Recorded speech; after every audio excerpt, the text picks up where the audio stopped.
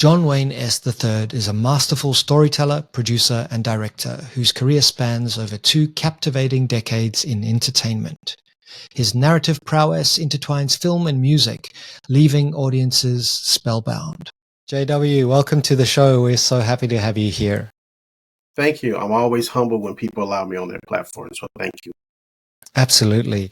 Perhaps for those who haven't encountered your work, although they might have, you could share a little bit about your story and some of the key milestones that led you to where you are now. Okay.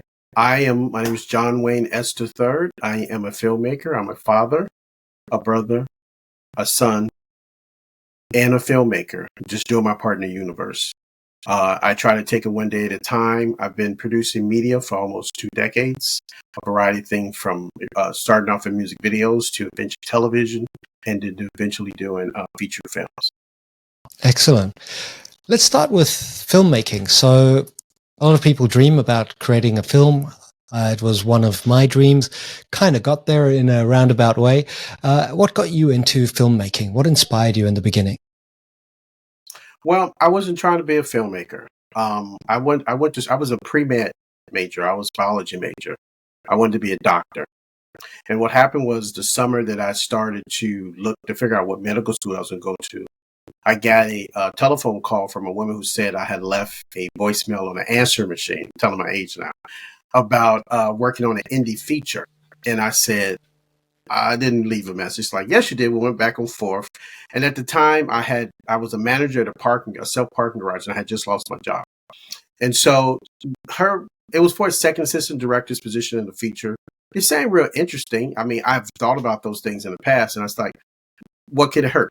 I'll go and talk and, see. So I went like with a suit and tie on. I was all dressed up.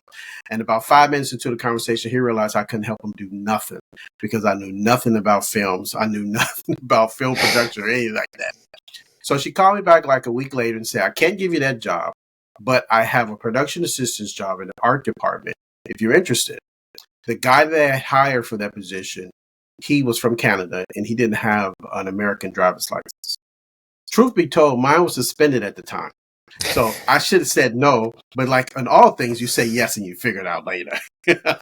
So I said yes. I worked on it in the art department. The movie was called Scenes for the Soul. It was director George Tillman's first feature when he got out of film school. He's going on to do Men of Honor, all the barbershop movies, a lot of Notorious, and a lot of other big movies. But this is his first film out of film school. I didn't know him from anybody else. I'm just working. When she offered me the job, she said they were going to work 16 hours a day, 6 days a week for 6 weeks straight. And the pay was $50 a week. And I said, yes, I'll do it, having no idea what that actually meant. And I worked on that film. I met another guy who didn't go to film school either. He went to like this community workshop of filmmaking. During the time when I first got into the industry, if you wanted to get a music video or something like that done, you went to New York or LA. There was nobody in Middle America actually doing stuff like that. To a degree, but not expansive as, it's big production. So we decided that we were going to do music videos in Chicago. And it just kind of took off. It was at the right time. I just have to say that. This is during a time when Hype Williams was really just kind of starting off and people started to really spend money. People were spending significant amount of money on music videos for songs that weren't even on the radio. I think about that. It would blow my mind when I think about the money people were spending at the time. And people were just coming to us. They're just coming to them. I was real big on, I'm real big on preparation and being assertive and making things happen. So back in the day, before they had the internet, there was this book they used to publish once a quarter called the 411. And the 411, it was a music industry book where they would list all the record labels, the telephone numbers, fax numbers, things of that sort, and contact information every quarter. And so what I would do at the beginning of the week, I would determine how much I wanted to make that week, and I just still cold calling people. I would call 200-300 people on Monday and Tuesday. And my pitch to them was that, how many music videos are you going to do? And they'll say, I'm going to do 6 this year, 6 or 7 this year. And I said, well, if you give me 3, I'll charge you the same amount for each video. There's some caveats to that, but pretty much the same. So that way, back during that time, when you did a music video, the label would pay for the cost overruns. But I took that out. I was like, hey, I'm just going to charge you. I think I was charging $20,000 a video. I'm charging $20,000 for each video, no cost overruns, and you can budget better. So they were like, okay. I would fax them a contract. They would sign it, and they would wire me money. It always blew my mind. It's like, I don't know these people. They just wire me money. So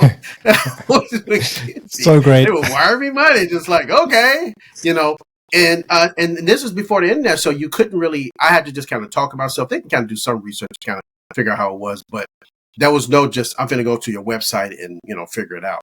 I had to like send them a VHS tape in the mail.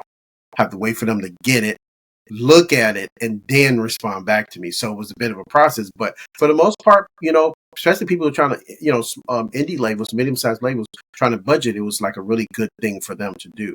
So that's kind of how I, in a condensed version, how I got started in entertainment initially.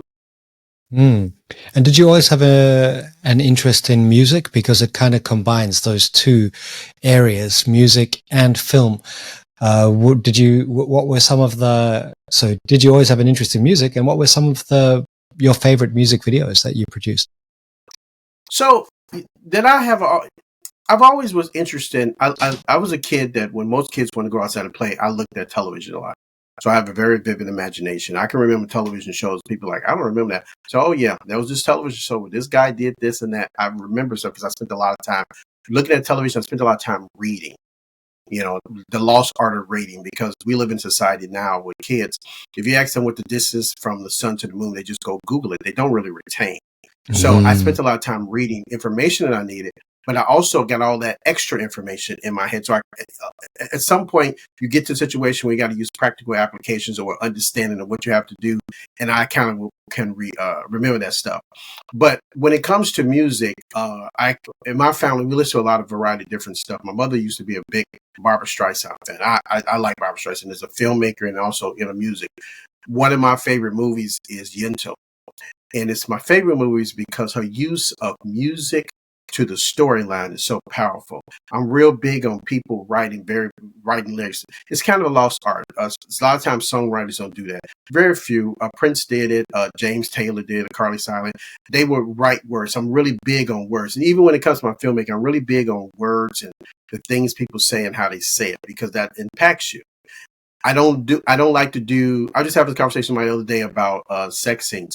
I don't do a whole bunch of that because I feel like what you can believe in your mind, your imagination is more powerful than I can even write. So I'm going to present a situation, an opportunity to you, and then you use your imagination. That's a more powerful thing instead of me just writing it and then you see, then now you know what it is and you just kind of go from it. But if I put a little bird in your mind, then you will use your imagination and go wherever you want to go. So when I started, after we did music videos for a while, we did videos for this music producer named Steve Early. Steve Early is at the time was a big remixer. He is most notable for taking a house track from the UK charts over to the pop charts. Nobody had ever done that before. So he was started a management company. He was, had some artists he was working with, and he was like, "Hey, I want you to come and work as a publicist." And I said, "Steve, I don't know anything about being a publicist." He said, "I think you could do that." And I stayed there 3 years and ended up becoming a director international A&R. I ran his office and agents in the UK and Japan. So that was kind of like my forte into my entertainment, although I come from music videos, but I went to work in the music business. Is how, in doing that. When his deal was over with and he didn't have the label anymore, I knew everybody who commissioned music videos at the big labels. Music videos have nothing to do with how great you're a music video director. It helps if you're a really good one, but it has to do with the fact that I realized this a long time ago. People who work at networks, labels, streaming platforms, although they traffic in creativity, these are corporate entities. These people they got PTO, they got time off, they got benefits. They don't want to do anything that's going to mess their job up. So they tend to work with people that they feel like is dependable, that when it's the next week or two, when they have to show something at the meeting, that they have something that says like, the guy just ran away with the money. So it's about being dependable. It's about finding people that you can work with. So since I worked in music, working for Steve, I knew a lot of the guys who commission music videos. So I would go to them and just say, "Hey, I want to go back to doing music videos." And so I was able to do a lot more. So even in my storytelling as a filmmaker, a lot of things, music is a very big part of it. We do all original music for all the movies I do. Even from the composer, we release soundtracks, even for the composed tracks, and we do music videos. It's a lot to do with, how I see entertainment and storytelling in general. I've been thinking a lot about so many people don't have a storytelling skills, or they haven't developed it yet. And even being able to tell a great story doesn't necessarily have to be for a film. It's even just telling the story of your life. Like, what can people do to tell better stories? Any tips? Well, in general, for most people, their life is not that exciting. True. It's just, even if somebody writes a book about their life and they go do a movie about it, they have to pick out certain stories, parts of the book that actually because people want to be entertained. They want factual information if it's in real life, but you have to use some creative license. So you have to kind of figure out exactly what is the story that you're trying to tell. What is it that you're trying to get people to see? And based off of that, that's how you can determine how you pivot stories in one direction or the other. So, for example, somebody might come to me. I'm just going to use something simple like a napkin. A napkin seems very simple. It's just, something we use, but that napkin has a story. It had always been a napkin. At one point, it was a tree. And what is the journey from the tree to you, to how it got to you? And then once someone used it once, now it's trash. What is the journey from the trash? Does it get incinerated? Does it get recycled? Or does it sit over in the corner somewhere where somebody it's in the wall, somebody's having lunch and it's over in the corner and they seal up the wall. And 20 years from now, when they turn down, now this napkin is here. Anything can have a story. You just have to figure out what is it that you're trying to do. Are you trying to do a horror story? The story has a blood stain on it. It's figuring some kind of disease, and now it's hitting in the wall for 20 years. Someone busts the wall open, and now the virus gets out, and now somebody touches it, and now we're all in a pandemic. So it just depends on what story you want to tell and how you want to tell it to make a determination on how you do that. That's a good one, JW. I like the napkin story. I think you're onto something there. And that's just an idea that popped into your mind. We could do these for hours. Yeah, it's just I have just been blessed with the ability to be creative like that. And people say, how do you, it's just the way my mind works, nothing mystical or magical. It's just the way my mind works. So I'm always constantly looking for that other side of how things are. So curious by nature, but to complement that curiosity, you also have the skill of staying focused. And I'd love to hear from your perspective, why is it getting harder to stay focused, and what can people do to develop their focus? I think one of the things about being focused, and we're all guilty of it, we get distractions. We live in society, as much as people say that there's distractions now, there's always been some kind of distraction. But we live in a society where everything is instant. You think about if you wanted to, back in the day, with something that happened in Africa or somewhere, it would take time either through the newsreels that you eventually see it, or the newspaper might print it, or it might come across on the radio. So it took time for people to process the information and do it. There was no somebody just, blew a bomb up in Tunisia and then we see it right away. It just didn't work that way. It might come across the wire and then eventually somebody has to write something, or it comes by the radio and you have to be at the radio to hear it. Now we walk around with these supercomputers in our pocket, and soon as something happens, we're instantly impacted to get the information. And so a lot of times when it comes to stuff like that, we get distracted. So we're living our life. We're trying to do the things we think is important to move our life forward. And then we get these distractions. How do you stop distractions? I guess it depends on what's your purpose and focus. I know for me, I get distracted. Social media distracts me all the time. It's like a rabbit hole. You see something, and then the way it's set up is that, oh, kitty is laughing. That's funny. Go to the next one. Oh, there's another laughing kitty. Ha ha. Okay, here's a commercial with a laughing kitty. It's set up to get people to focus on them, because that's how they make money. I need you to be engaged with that. But I think at some point you have to kind of step back and say, well, what's really important? The social media is not a good thing. I mean, it's not a bad thing. It's a good thing to a lot of essence. But how much is it really putting, it's kind of absorbing your time and things of that sort? I know in your book, you had the whole thing about multitasking. People think that multitasking is just a good thing, but you talk about monotasking, about focusing on that one thing and moving forward to make sure you get that completed. People don't finish what they start. They just don't in this society. Either it's not eating all your food, not following with an exercise regimen, not working on the goals that you need to do, not being supportive in the relationships you have, leaving jobs because you're getting bored. They just don't finish what they start, and that is something that, it's by design in some way. But I think on an individual level, you have to really kind of like focus yourself to like, what's important to me? What do I need to do to make my life move forward? Because everything that happens in your life happens because you made it happen. Maybe a decision that you had, not just this moment, but everything that I'm dealing with right now is something I did last week, the week before, the time before that. And people don't see life as that level. They see life as, oh my God, this is working. There is no conspiracy. Nobody's sitting in the room, sitting in ways to try to mess you up and, to get you distracted. You make decisions, and you have to make decisions that move you forward. It's not an easy thing. It's not easy. I don't want people to ever think like, oh, just easy. It's not. I know for me, it's like every day I try to remember to do this. On Facebook, I have this thing where a notification tell people that happy birthday. So I try to go on and say, happy B-Day, stay focused and determined. That is what I tell everybody every day. Now, on the level, it seems like, I'm doing it for a variety of different. I'm doing it because I'm trying to engage with people that are on social media, people I may have not talked to in a while. But I'm also doing it to encourage myself to stay focused. And also, a lot of times I'll send it to people and they say, thank you so much. You have no idea what I was going through and I needed to stay focused. We all live in a society. We don't know what people are going through. We just really don't. You look at people, and with social media, it looks so pretty and shiny, but you have no idea what people are going through. And a little bit of me saying stay focused and determined and, happy birthday, because it is your birthday, allows people to have that moment, can be in that moment and focus like, okay, what is it I need to accomplish? Now, how long they stay on that focusness determines on their ability to focus.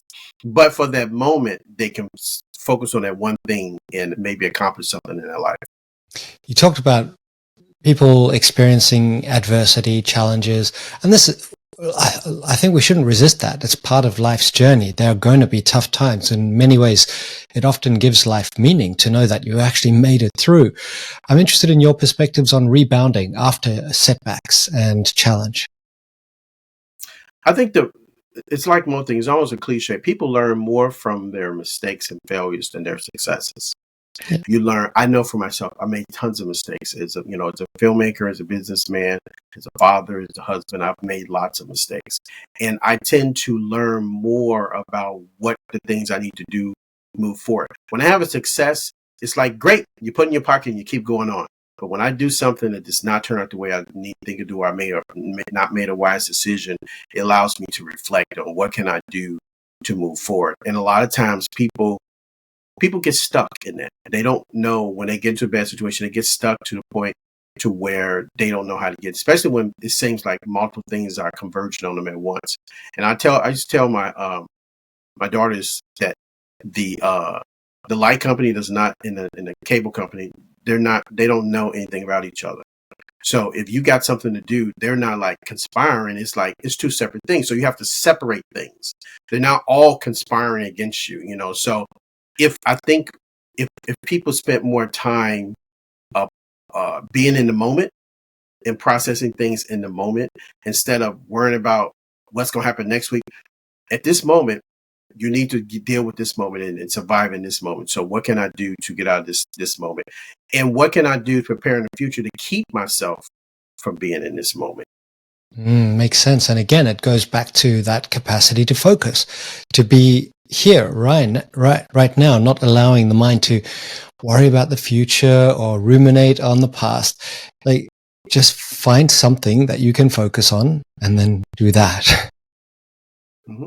I would imagine that because you are a surfer, I would imagine that being in the moment in the water is a moment where you have to focus very linear, like, this is where I'm at. You can't be thinking about other stuff. You can't be thinking about what you're going to do when you get out or anything.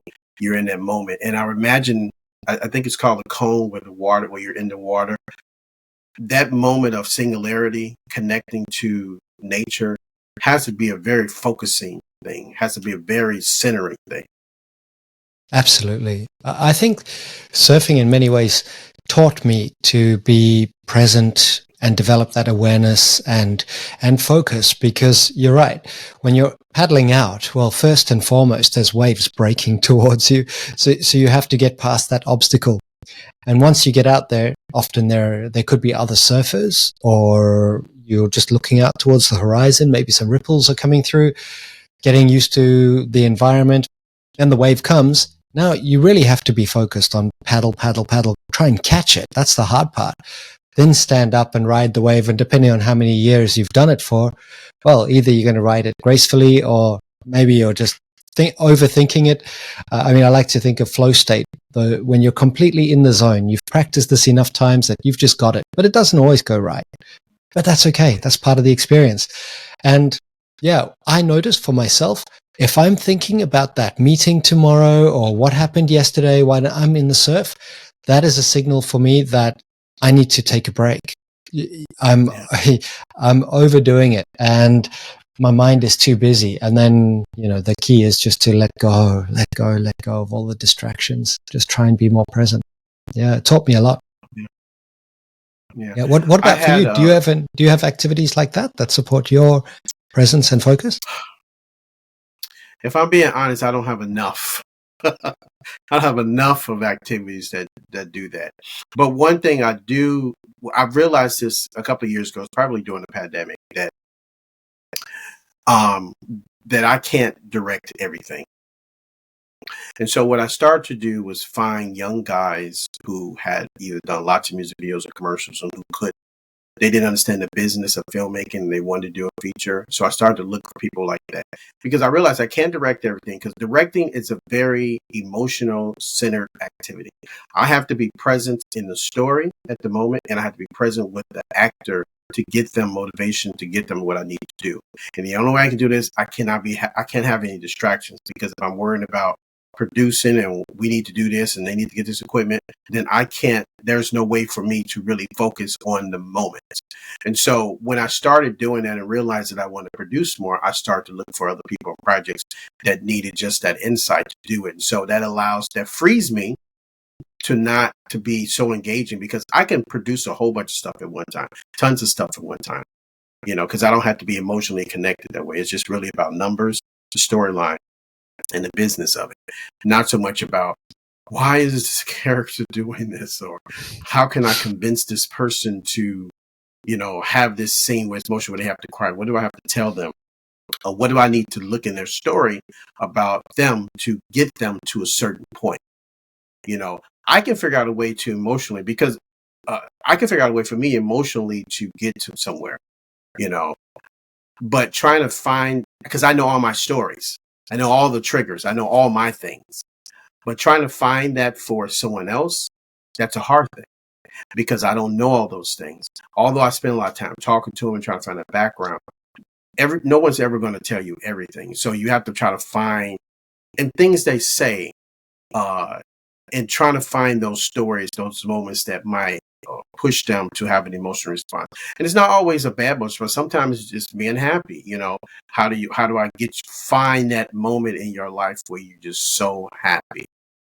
What was that point? It's almost a difference between, I could teach somebody how to sing, but I can't teach you how to sing. They're two totally different things. They're not the same thing. Somebody could teach someone how to cook, but to really cook and understand how you're blending flavors, that is something that's inside of you, and understanding that how you process information. So trying to find actors' motivation, trying to find even writers' motivations of why characters do things is a skill within itself, because you really have to dig into people for them to write from someplace, and also an actor to be in a certain state from someplace. A lot of people think directing is just being the visionary and you're just like guiding people, but it sounds like so much of it is empathy, being able to understand someone, really try and understand, and really listening to people's experience, and hunting those little gems that they leave around, the breadcrumbs, so that you can help them be the best version of themselves. Would that be right? Yeah. So for me, I try to, because I'm also a writer. So most of the stuff I work on, I've had some hand in writing it, or even at least if it's something else someone's wrote, I was at least in the process of making some changes and adjustments to the character. So I come to really connect with what they're doing, so I understand the character. When we're writing something, when we start the process, we do a lot of backstory. I give people birthdays, signs, favorite colors, issues they have when they're kids. Although it seems on the surface we may never use all those things, but if you go to create a character, you're bringing this to life. They have to be a real person, because if not, they'll just be doing anything. You'll have the school mom. She's sitting there and she's being nice, everybody's giving them apples, and then after she's shooting drugs up. I mean, why? Why is she doing this? Because something in her story. So you have to develop characters enough to where if you ask them, would this teacher be doing this? Would the school mom be doing this? And the answer is probably no, because there's nothing in her background. Or it could be something like her mother had an addiction, or father had an addiction, or she remembers seeing someone. Or it could be just people are adrenaline junkies, and so they're looking for that thing that's going to push them forward. So depending on what her motivation is and her backstory will make a determination there. So if I go into something and really feel like I understand and I can connect with the characters, then it's easier for me to talk to the actors and say, this is what I want to do. If I produce something and I don't feel like I can bring it justice as far as finding those connections, then I usually go find somebody else. I always tell producers, the project is bigger than you. It's much bigger than you, because it makes no sense to have all these great things on your computer that no one ever sees the light of day because you want to, do everything. You have to look at, I equate projects like children. When people come to me with a project, I ask them questions. I say, what child is this? One, is this the child that you want to stay in the yard? You want to look out the window and make sure they can't go too far. You want to make sure you can call them. Or is this the child that you send to the store to get your lottery tickets and your cigarettes? And he plays in the street, and as long as he's back by the lights is on, it's okay. You got to figure out what that is. And if you can figure out what child that is at the beginning, then you can determine how you do this project and, how much you can really connect to it. Makes sense. What I like about film and books is that there is a start and an end. I mean, of course, there's marketing after it's done, but you kind of wrap it up. Whereas in many other careers, it never ends. Imagine being an accountant. Every year you go through that same process over and over again. A lawyer, to some degree, cases start and end, but it's still repetitive. I think a lot of people would benefit, as you said, from learning the art of finishing stuff. Actually getting to that end point and feeling, for me, finishing that documentary that I worked on and seeing it in a cinema was like one of the greatest experiences of my life, because, all of that work came to something, and now it's there on YouTube. People can go and watch it. It's, it gets comments and people say it helps them on their journey, which is amazing. I really liked what you said about finishing. Isn't that fascinating? The fact that you go do something, you create something, and you have these ideas and concepts in your mind. I'm always amazed when I put something out, because I'm, overthinking and trying to make sure it's right and everything. I'm always amazed when people see stuff and then they get so much joy from it, and then they I did this movie called Red All Over. It's about gun violence, both sides of gun violence. And I went to this university and they're doing this whole dissecting of it, which always amazes me when people do that, when they dissect a movie, because most of the time, all the stuff that they're thinking about, I was not thinking of that stuff. But they come and they dissect it. And so this one professor was talking about the families, and he went on this whole tangent about the different families in the movie and everything. And I'm sitting there looking like, I guess that is a family. I didn't look at it that way, but they spent all the time. And so it's always amazing. One, when I see people say words I've written, that always amazes me. And then two, when something from an idea comes to life like that, that just blows my mind. And I'm impressed by that every single time I see that, that's something that I just thought about just from like a little idea, almost kind of example I used about the napkin. And then I bring it to life and people see that and they have They don't have to like every single thing I do, but the fact that they have an emotional reaction from it, bad or good, that's very powerful to me. There are 24 hours in a day, and somebody spent 60 to 90 minutes looking at something I did. That's very powerful because you don't have to do that. There's so many distractions in this world, and somebody actually spend the time to do that. I'm always humbled by that every single time. For someone who wants to be more creative, do you think creativity is innate, or can people actually learn and practice being more creative? And this comes from someone who I have way too many ideas, so I'm super grateful for wherever they come from. Frustrating sometimes because I know I'm not going to get around to all of them. I'm sure you're like that as well. But what are your thoughts on creativity? Where does it come from, and can it be learned? So I think creativity on some aspects is a part of who you are as a person. I think that you can teach some creativity, but you have to be pulling from something. So what is your motivation? What are your motivation of what you're trying to do? And I think that if you really kind of focus on the motivation, that will push the creativity one way or the other.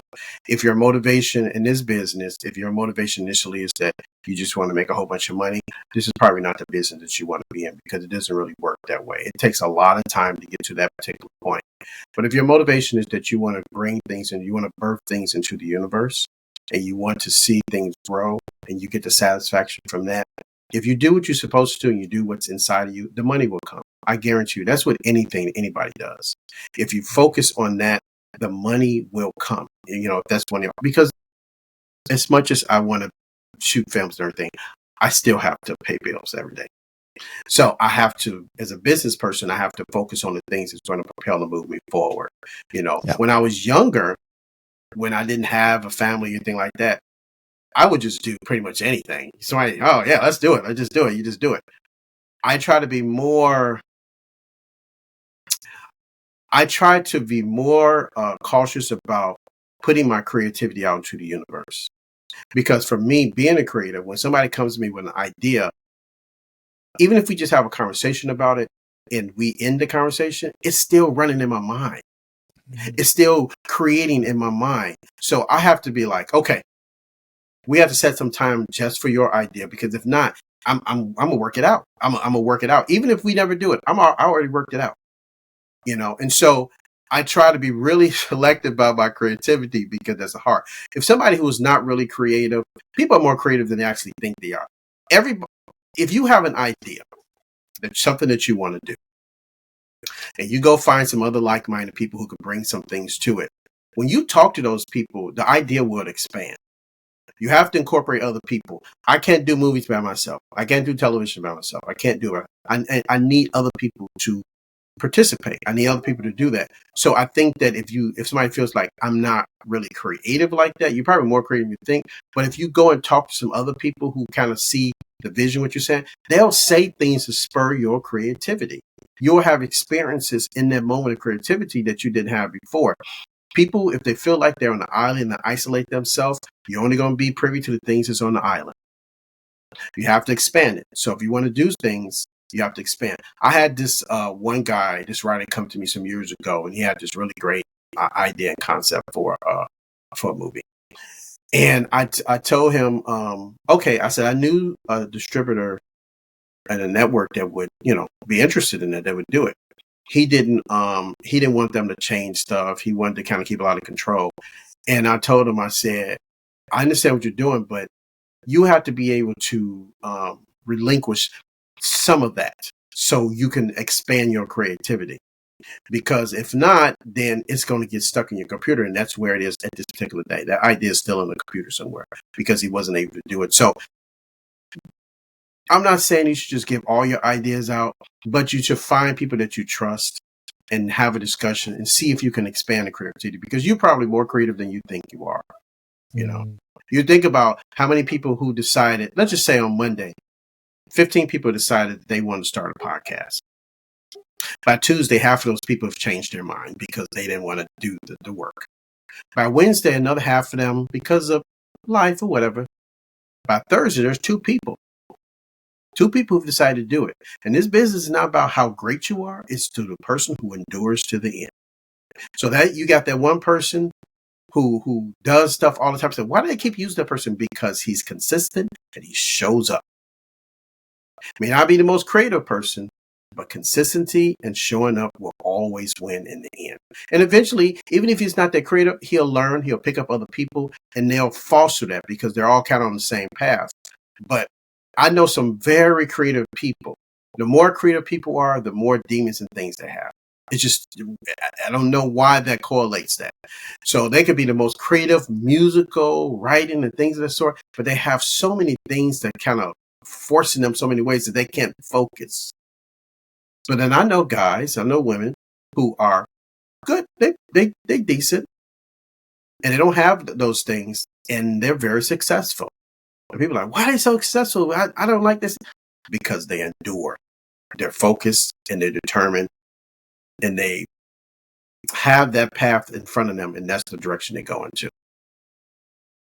Yeah, I think that's such great advice, particularly for those creative people who feel, I've met many of them, and they feel like, well, the world just didn't appreciate me. No, not at all. It's just that you didn't do the work. You didn't persevere. Yeah. Like, you are brilliant, but you said it so well. It's that person who shows up, who's still there on Friday, who's done 5 episodes of that podcast, who's not thinking about the money because it's not going to come until episode 150. You just decide, yes, I'm going to do the work and I'm going to learn and improve. And eventually, maybe this will turn into something. And you do it because what else are you going to do? You just make it a priority. And even if it doesn't turn into a big financial win, sometimes people, who they are as a person, they're just using the podcast.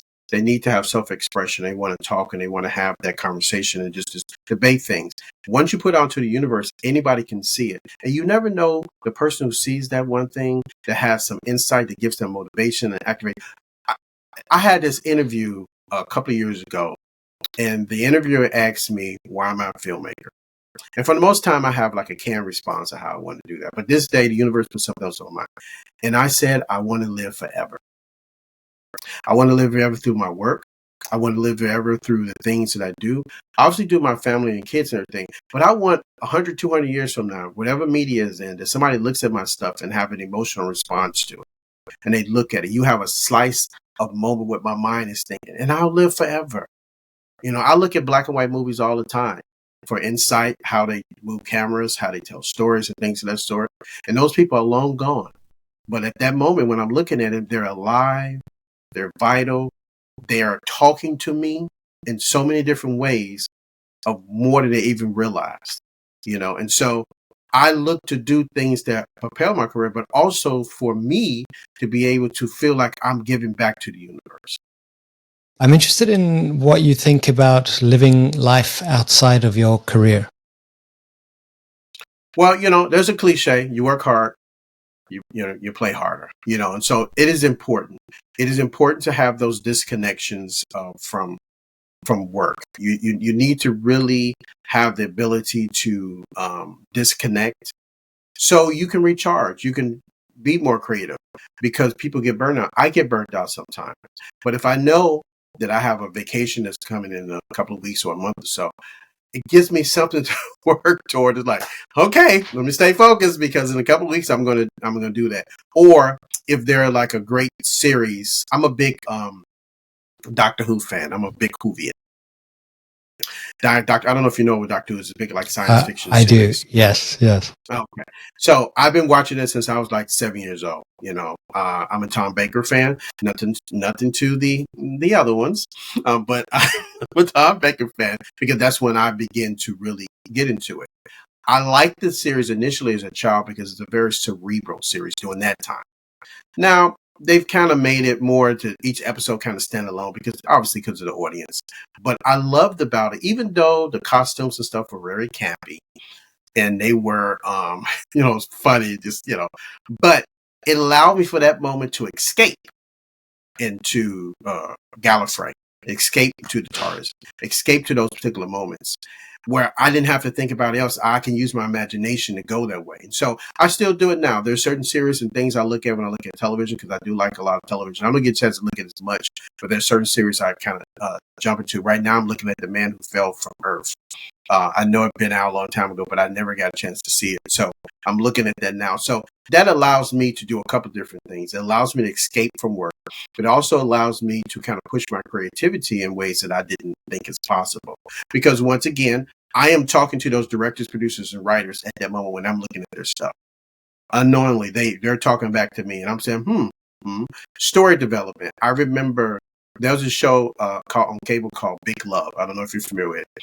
It was with Bill Paxton, and it was about this Bill Paxton was a Mormon, and he had 3 wives, and so they were kind of like hiding in this city and trying to, trying to live their life without it being an issue. That was this character that I could, at the beginning, I couldn't understand why they kept bringing this character back. It was the guy across the street. They kept talking to him, and his wife were talking. It was like they would just like talk for no reason. It's like, why are they doing this? It was a little leaf, tiny leaf that was like leaving through the series. And at the end of the series, not to give it away if anybody never saw Big Love, the guy shoots Bill Paxton in the head, shoots the main character, and the series goes off. He had built up so many things in the character that at some point he needed to do something, and he was the one who ended the series, and he shot him right in the head. Wow. I didn't see that coming. And that's great storytelling, to where you put something in somebody's subconscious mind, not understanding why it's there, because everything on the screen is a reason. There's a reason it's there. I guarantee you. The reason why people colors our shoes are a certain color, the reason why they walk a certain way, the reason the light is on them, there's a reason. It may not seem very obvious, but it's a very subconscious reason. And for them to put that leaf through the show, and I'm just seeing it, I'm almost kind of getting irritated. Why do they keep going to this guy? Then he shoots him in the end. It's kind of like, wow, that was the point. Yes. That's great. That's mastery. Yeah, it is. That's amazing. Yes. How do people find out what's most important to them? Any tips? I think in life, sometimes people just have to have the silence. We live in a world with a lot of noise and a lot of distractions. You need to have the moment where you just have the silence, where you just kind of sit and wait. I'm a firm believer in words, and I'm a firm believer in if you ask for something, you're going to get it. It may not be today, it may not be tomorrow, but and the thing about this, what people don't understand, if I ask for something that's within, okay, don't ask for $1 million or something like that. That's possible, but not probable. But if you ask for something that's sincere and it's something the universe will give you, you have to remember, when you speak it and it goes out to the universe, it has to put some on people's minds and hearts to make it happen. So once you speak it out, it has to go places. Words are powerful. They go places to get people to convince stuff and do things. And I know for me, when I figure out I want to do certain things, I have to have that moment. It's almost kind of like people who pray. They believe that when you pray, you looking for God or universe to make something happen. If you really believe that to be true, once you pray, you have to let it go. You have to let it go out to the universe and do whatever it's going to do. And depending on how your actions and how you respond to things that come back to you will make a determination about the things that come back to you. So if you put out a lot of bad things or negative karma into the universe, that is what you're going to get. If I want to make a cake and all I got is rice, flour, and eggs, it's not going to be a very good cake. I don't care how many times you mix it. Let me mix it again. Let me say, it's not going to be a cake. I need all the correct ingredients. So once you put out the correct ingredients into the universe, you're going to get the correct ingredients back. You're going to get that cake that you really want it. So you got the flour. You need to go get the eggs, and you get the butter and the baking soda, things of that sort. If you have those things and you really actually go to do those things, you put the work in to get those things, I guarantee you, if you get those things, you will get a cake in the end.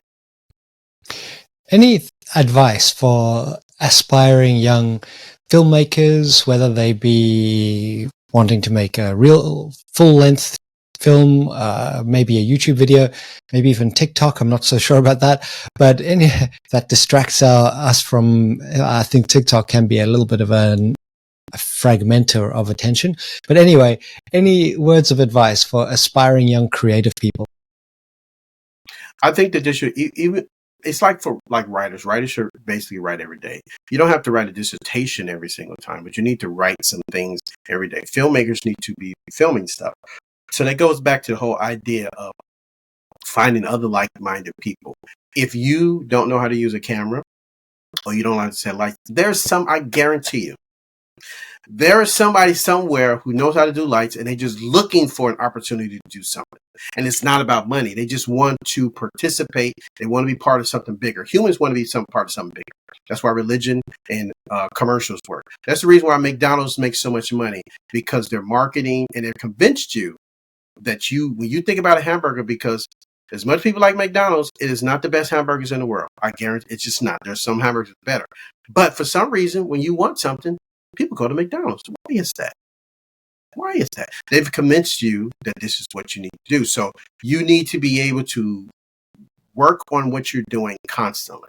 If it's writing, lighting, whatever, and finding like-minded people. Because of social media, it makes it much easier for us to connect with people that are not basically right in our face or in our neighborhood. So you go and searches and find people, Facebook groups that, indie filmmakers or young filmmakers, guerrilla filmmakers that want to do some things. And you say, hey, look, I got an idea. Who wants to participate? And somebody will respond. They might just bring one part of it, but eventually they might know somebody in another part. So you just have to keep doing it. You can't get discouraged, because you will get discouraged. And if you get discouraged and you don't do it, it's probably not something that was for you. If you easily discourage like that, you easily give up that way, that's probably not for you. The thing that stays with people is things that are really a part of who they are and stuff that they really see the bigger picture and something they feel like they can connect with. So you really need to try to find people around you, because filmmaking is a collaborative aspect. Even if you're doing TikToks, because we live in society where there are little bits, people, young people, they like to send their information in very small bits. Even if it's that, there are a lot of great creative people who do. There's a guy on Instagram, and I wish I could think of his name right now, but he takes real simple stuff, and he says it in the Shakespearean way. So there was an issue with his brothers, because he plays all the characters, where they wanted to the brother wants to go to Olive Garden.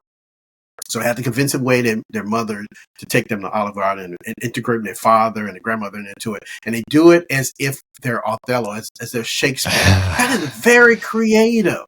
And and when you look at him when he does it, it's like, wow, he is a great writer. He is a really good writer. He's found a way. He couldn't get to probably what he really wanted to do, but he found a way to express his creativity. You have to find a way to express your creativity. That is great advice.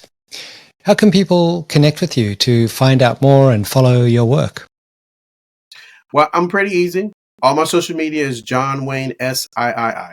If you put that in Google, you'll pretty much find everything. I try to make it simple as possible. My company is London Town Pictures, LONDYN Town Pictures.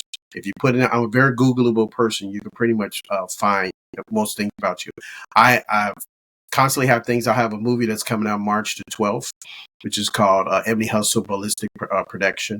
It is the second installment of the Ebony series. The original one is about an ex-stripper turns private investigator. So, when the distributor came to me, they came with this idea, something like that, and I had to try to figure out something to try to make it into a whole movie. But the first one was very successful, super successful. And pretty much you can get that movie pretty much everywhere. It is streamed almost 8 million times by itself, so across multiple platforms. So the second one, I'm hoping it would be just as successful. So far today, we released a trailer, and it's doing really well. So I'm hoping that that will propel it. I have another movie that's coming out called False Prophets later this year. It's about a woman who starts a Ponzi scheme in her father's church. Very compelling story on how he gets there and kind of explain who she is and things of that sort. I have 2 documentaries coming out this year. One is called Ballin' Abroad, which is about, it was shot in China a couple of years ago. It was about how when professional athletes go play in China and in Europe and the things that they deal with, because you would think, there are a lot of things, cultural differences, language barriers, a lot of things that they have to deal with. And then there's another one called Greenwood Project, which is about the Tulsa riots in Oklahoma and how that community is trying to move forward after, even though it happened so long ago, the things they're enduring right now and how they move forward. So that's the slither of stuff. I have one film that I'm going to be directing next month called Balance. Balance is like the loose story of how the global mixed gender basketball league start. So there's a real league in America, basketball league, where men and women actually play basketball together. And the league is run by Master P, and the 9 teams they have around the country are owned by a celebrity like Ice-T owns the one in New York, Monique and her husband owns the one in Houston, and Trick Daddy owns the one in Miami, so forth. So this story is kind of loosely based on how that league started. And I say loosely because there's some creative license in that. But it's entertaining. I think people will like it and they will enjoy it. And that'll probably come out sometime in 2026. Wow, sounds like you've been busy. I hope you're finding time to rebalance and reset. You've got a holiday coming up soon. Yeah, so you know what? I have, I'm supposed to go, I had this conversation the other day with somebody about traveling. I've been to a lot of places in the world. But what happens is that when you go travel, especially when you're working, I've seen places visually with my eyes, but I don't have a time to experience, which is a totally different thing. I remember the first time I went to London, I was in Piccadilly Circus, which is kind of the equivalent of Times Square. And I remember standing right there, and I was with, at the time I was working at a record label, and so I have the producer and this other guy was standing right there. I'm looking at this. And I look to my left and right and I see them and I realize that every time I think about this moment, I'm going to remember them. So what I've been trying to do is spend time experiencing things with my significant other or with my family. I can go back to those places so I can really experience them and have new memories instead of having the memories of I'm on tour with these 2 guys and I don't want to have that. I'm trying to do things like that. Last year I went to Lisbon, Portugal for my birthday. It's really good. And we stayed there for a couple of days and then we went on this transatlantic cruise back to America, which was really, really nice. So I'm trying to find ways of doing that to incorporate it into my life. Yes, it's relaxation as well as immersing yourself in other cultures and learning some new things.